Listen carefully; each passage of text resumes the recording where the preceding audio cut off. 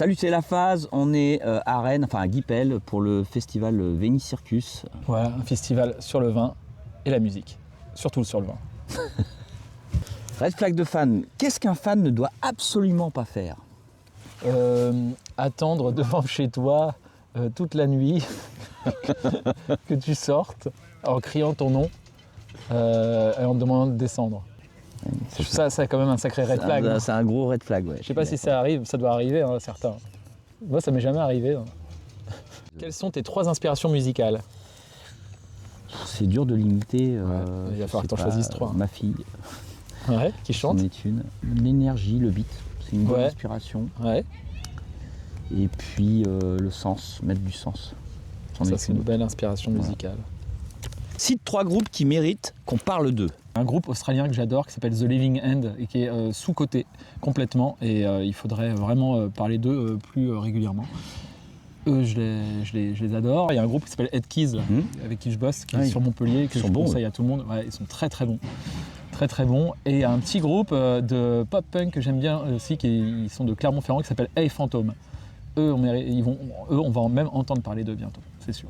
Voilà. Oh, imagine-toi dans 10 ans. Moi, je me verrais bien sur une chaise longue au soleil, en peignoir.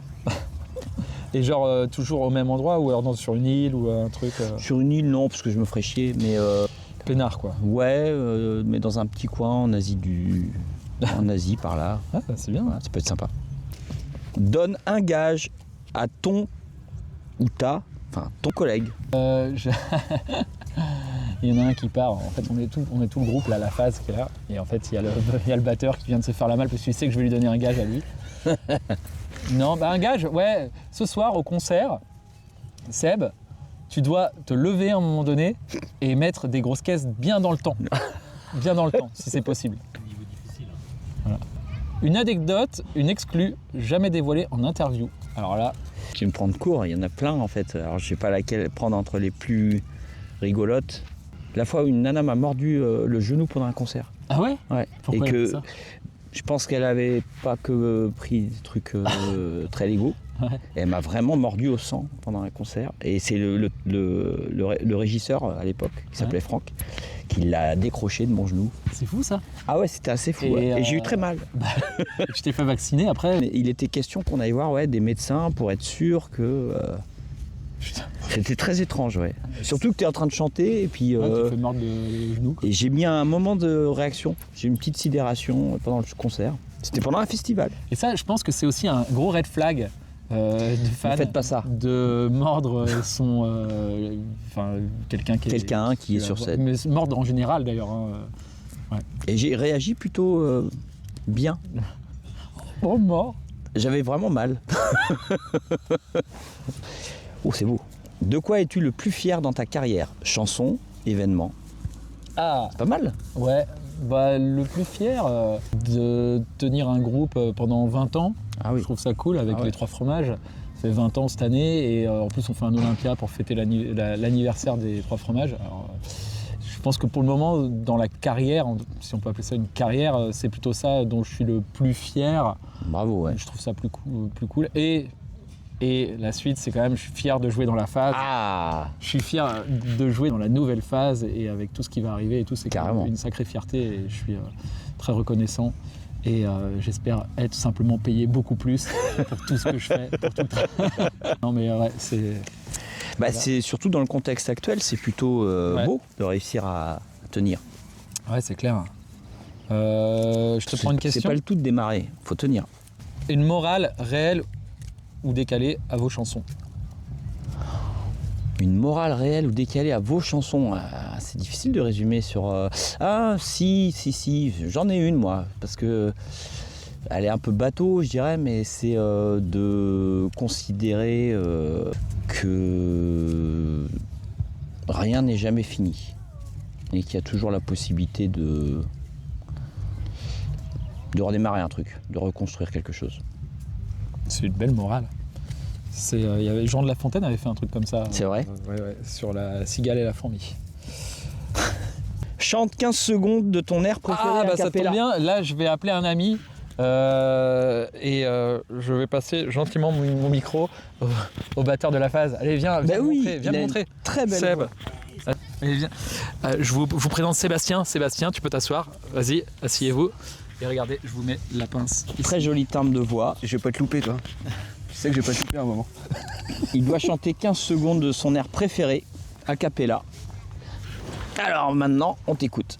Il en connaît des Tu biens. ne fais que courir pour ta peau, gagner un vilain salaire, esquiver les couteaux, rush dans la foule, dans les temps, et brûler dans les couloirs, transpirant. Tu ne fais que subir ce discours humiliant qui cherche à t'écraser du sourire plein les dents.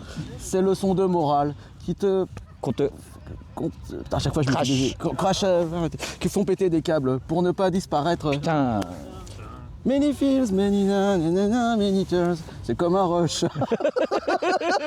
Hey, il le tient bien. Hein. Question sérieuse. Ah si. Est-ce que tu penses que la plupart des instruments devraient être accordés en 432 Hz?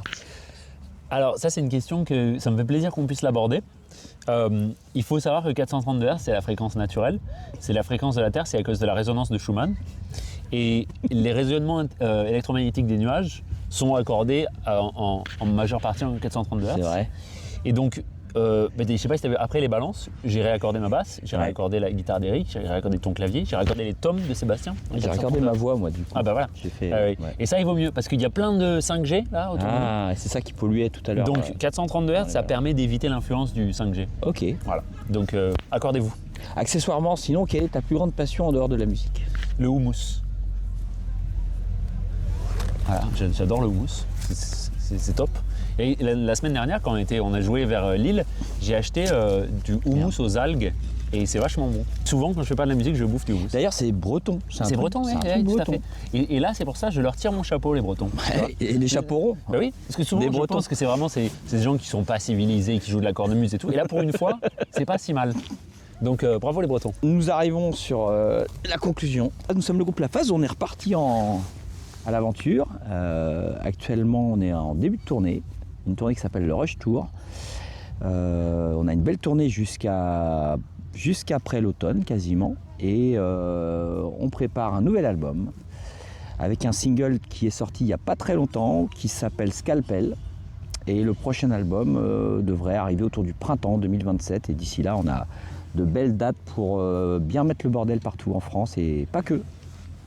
Oui, en France, à l'étranger, il y a des singles qui arriveront avant l'album. Exactement. Et il faut venir voir le groupe en live. C'est surtout Live, ça. c'est là que ça vit. C'est là où ça se passe. Voilà, et un gros merci à vous Merci. pour cette interview pas banale.